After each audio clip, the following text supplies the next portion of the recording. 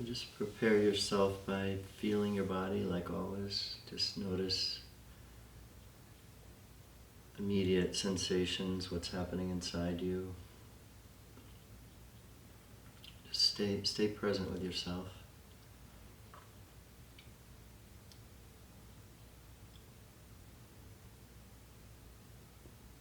So a lot of personal growth retreats, workshops, classes have the bulk of the time that you're together. There's teaching, there's talking, there's ideas, learning in that way. And what I love about this insight meditation tradition, this Buddhist kind of deep dive, intensive, silent retreat setting that you're all in now, is that most of the day is not about ideas or teachings. It's about you coming to your senses, really feeling yourself, noticing physical sensations and staying really present with those. And only a small part of the workshop is me talking to you about it. So just take note of that. The emphasis here on this retreat is you discovering the truth for yourself. And nothing that I offer you or that you read in a book is going to be that truth. That experience of truth will dawn on you. The word insight, the practice we're doing called insight meditation, the word insight is about having a shift in perception, a dramatic shift where you see something from a completely new perspective. And that's an aha moment, that's an insight. That's you having a moment of truth, a moment of wisdom. And the idea here is that you can generate those. You can create the conditions for those to occur. And that's really what you're seeking. That I think most of us start out looking for truth, as I did, learning and reading about teachings and teachers and ideas, philosophy and psychology. I was, going through all that, trying to find the truth in it, and I just couldn't find it. I just couldn't find something satisfying. And I reached a point of frustration, and I just didn't think I was going to find what I was looking for in anything that I knew. So I just needed to remove myself from everything familiar, and I ended up, without intending to, I ended up in a monastery in Asia. And I recognized when I was getting closer to that experience that what this thing, meditation, was maybe where I was going to find what I was looking for. So I booked myself in a monastery for a month to do a silent retreat like this, although it wasn't as structured as this. I was a little more on my own, but it was a really intense, powerful experience. And while I was in that retreat, the monks that were, or the monk that was assigned to teach me, didn't speak English very well, so he gave me books to read. And the books were written in English, and some older texts and some modern books, all interpretations of the teachings of the Buddha. It was a Buddhist monastery. And what I noticed is that as I was reading those books, while I was meditating intensively throughout the day, I had this very strange, bizarre experience of remembering the teachings. I wasn't reading them for the first time in these books. I was remembering them. It struck me very clearly that way. And then I understood that that's how it goes. You're not going to get the answers you're looking for, the certainty, the the conclusions that your thinking mind is always trying to generate. You're not going to get those in a satisfying way from something outside of you. It's going to come from something will trigger a memory in you, and then it'll be like a light bulb going off. So the point I'm trying to make is that whatever I speak to you in these evening talks, whatever you read about in the books that you're looking at on this retreat, they're only meant to stimulate your own experience. And teachings can be really useful in that way. A teaching can show you where to look. So the things I'm going to say tonight may evoke your own experience, your own memory, your own knowing, which is beautiful. That's what it's intended to do. And if it doesn't, if the words I'm speaking don't resonate with you, just let them go. It's not this. Pay attention to your mind wanting to argue or make comparisons. Now, that's what your thinking mind does. That's the way your thinking mind has you believing that you're going to find the truth, is by comparing and contrasting and trying to prove points. And I'm suggesting that that's not going to work, and that you let that go, which is what we're doing here. We're letting go thought, coming back to present sensation experience. And the idea is that the experience of truth that you're hungry for is gonna just dawn on you. So if anything I say triggers something in you, that's good. If it resonates in you, let it resonate. And if it doesn't, just let it go. Same with any teaching.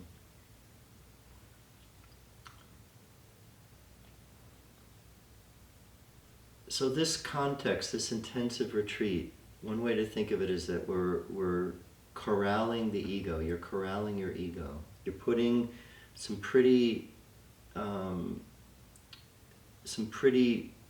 serious limits around what you can do. Right? We have a daily schedule where life on retreat gets very simple. There isn't a lot of room for your ego to make up a story and a personality out of this. So you're corralling it. You're really containing your ego, and you're taking away its oxygen. The importance of not speaking to each other, not looking at each other, and not having contact with each other in the familiar ways is to starve the ego that's completely dependent on other people's recognition for your well-being. And so just check in with yourself about how that's going for you today, whether you're feeling uneasy about the silence and the no eye contact, whether you're feeling easy about it, comfortable with it, and it can change, and often does change. Often it starts out as uncomfortable, it seems unnatural, it seems antisocial, and then at some point it becomes very freeing. So just pay attention to that. Wherever you are with that is where you are with it. But the point is that this silence, this lack of social contact is really critical part of the process that you're in right now. You're starving your ego, and there's a really good reason for that, which is that you're not your ego. You've heard me say this before. You're not that personality that the stories in your mind keep weaving. So what this is about really is enabling you to have an experience of yourself without the personality, without the you, without the story, without your past, and without your future. It's a really challenging thing to do because, as you notice today, your mind is just continuous. It doesn't stop just because you tell it to stop or you're on retreat or you want it to stop. What can happen on retreat, however, is you can notice a lot, you can pay more attention to what your mind is doing. And that's part of the point of it, is to use some wisdom to get perspective on what's your mind so busy about? What is your mind so concerned with? Why is your mind so determined to keep generating thought? What are those thoughts about? What are they doing? And I'm not suggesting that you get too analytical about it. I'm not steering you in the direction of psychology right now. Some psychology can be helpful. Understanding the mind can be useful. But what I'm talking about now is just observing your mind and looking for patterns. And one of the things that I'll point out in these evening talks is patterns that I've seen, patterns that have been suggested to me, and a lot of them are in the beautifully described in the teachings of the Buddha. So, but this is the where you get traction with this is when you start seeing the patterns in your own mind, and it's an empowering thing to see that your mind isn't the creative, free agent that you think it is. That your mind is really confined to a pretty narrow set of patterns, set of programmed cycles that it goes through. And the deepest one, the biggest one, the broadest one is that it's creating the story of you. It's creating your identity. Your mind is telling the story of you. It's going over your past. It's imagining your future. The steady theme in all that is you as a person, an individual in the world, living your life. And really the point of this practice is to begin to question that assumption, that most basic primary assumption that we make, that entity that I call me is real. And you can't think your way through it. It has to be something you just question. And you can begin to notice that how your mind is just always building that story. It's always focused on, how is this about me? So you can observe that, you can notice that. And what you may also begin to notice is the constriction that comes with that, the tightness that comes with that, the defendedness that comes with that. So we spoke a little bit last night in the orientation to this retreat about this being a safe place.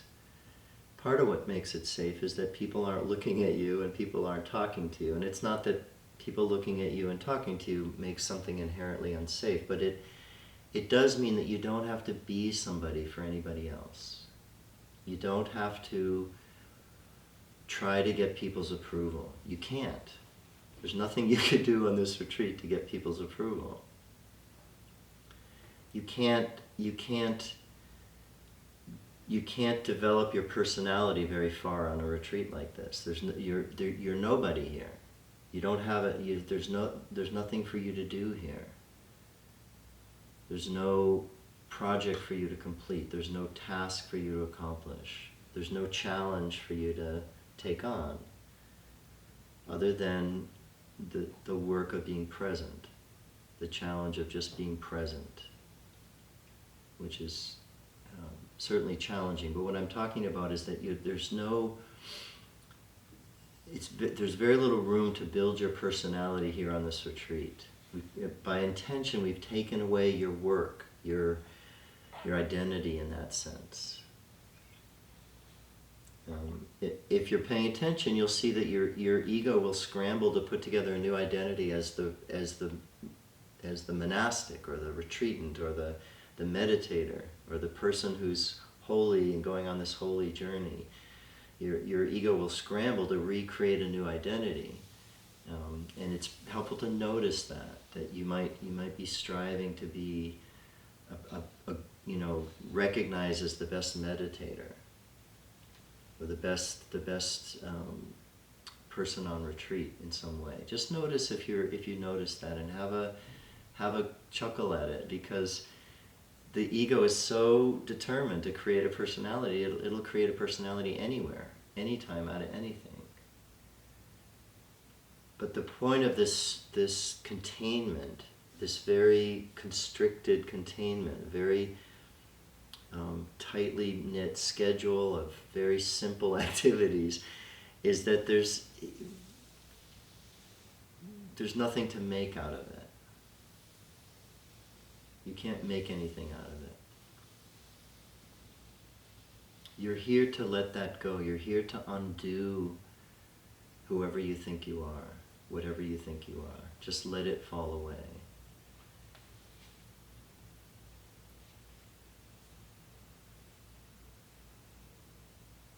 And that's why the retreat is so simple. Just sitting, walking, eating, sleeping,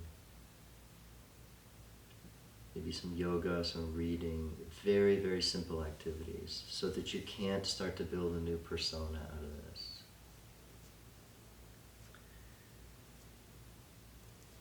So what I invite you to notice as you're coming to each sitting or walking period during the day, and you're really focusing in on your body sensations, begin to notice the holding, the tightness. The thing I always start most of my teaching sessions with is notice your body. Notice where you're holding. See if you can soften and relax. And what I think you'll find if you're being honest with yourself is that there's more tightness there than you thought.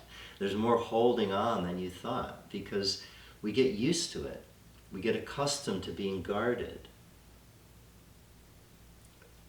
And the guardedness comes from protecting this little ego, the ego self, this thing we think of that we are, has no basis in reality. That's the theme that I've been talking about so far, is that it's not real. It doesn't have a basis in reality. Your mind is making it up. And so it's very fragile, it's very tentative. And it needs your protection.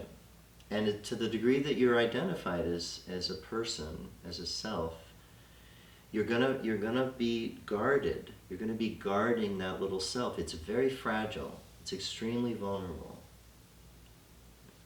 Simply because it's not real. It doesn't exist. It could just be taken away in a moment. So you've developed. Most of us have developed this protection, this guardedness. And it's become so ingrained, it's so baked into who we think we are, that we don't notice it.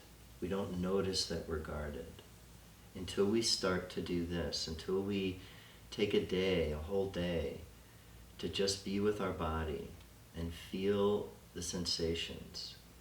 And then you can, as I think I spoke about last week, getting ready for this retreat, you can feel the layers of protection and guardedness. And you can feel them peeling off. You can let them go. You can relax them. And then there'll be another layer. And that's really one way to describe this practice, is just settling down into complete surrender. And each layer of holding, each layer of resistance that you find, just gently, the same process, just gently letting it go, softening. Breathing into it, relaxing. It may manifest as, you may notice it primarily as a physical sensation in your body, a tightness. And the thing is, we carry that tightness throughout the day, throughout our normal day. It's just there, it's kind of in the background. We don't notice it until we sit still and be with ourselves. So this is really good to notice that. It's really helpful to notice where you're holding, so you can relax, you can release.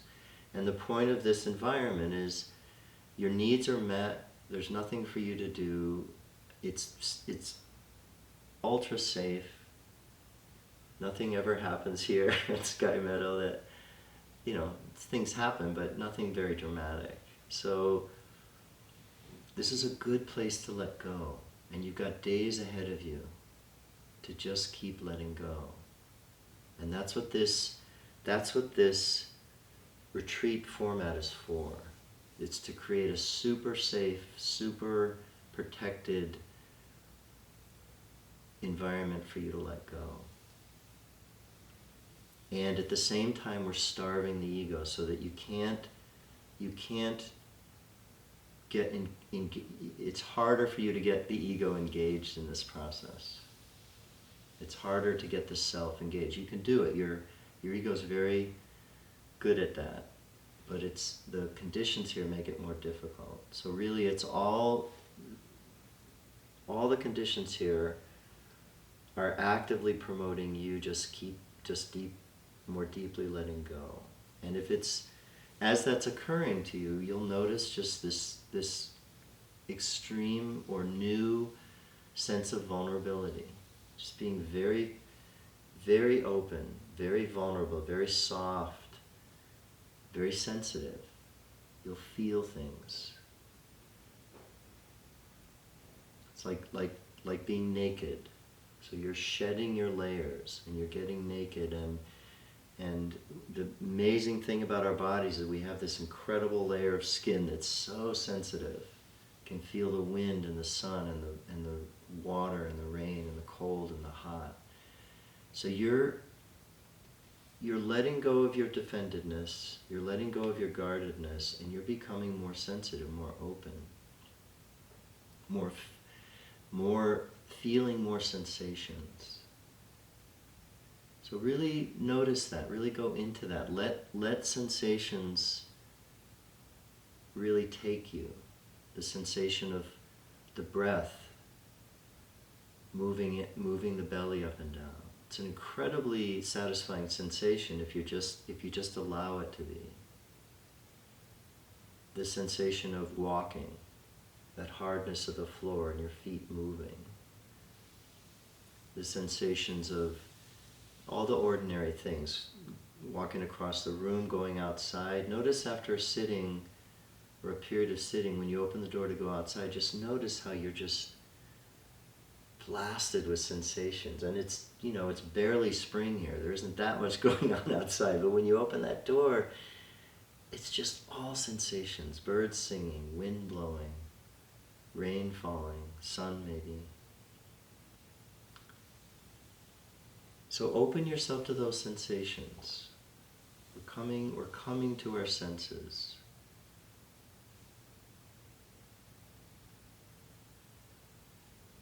And don't make anything out of them. Your thinking mind takes those sensations and it immediately starts thinking about them and drawing some kind of conclusion about them, making up a story about them. It's a nice day, it's not a nice day. On and on and on. So the practice here is very simple. It's interrupting your thinking mind, letting the thought go, coming to your senses. And the more you do it, the stronger your senses get. You start to live more from your senses than from your thoughts, from your thinking mind. It's a beautiful, gradual, powerful transformation, becoming more of a sensing being.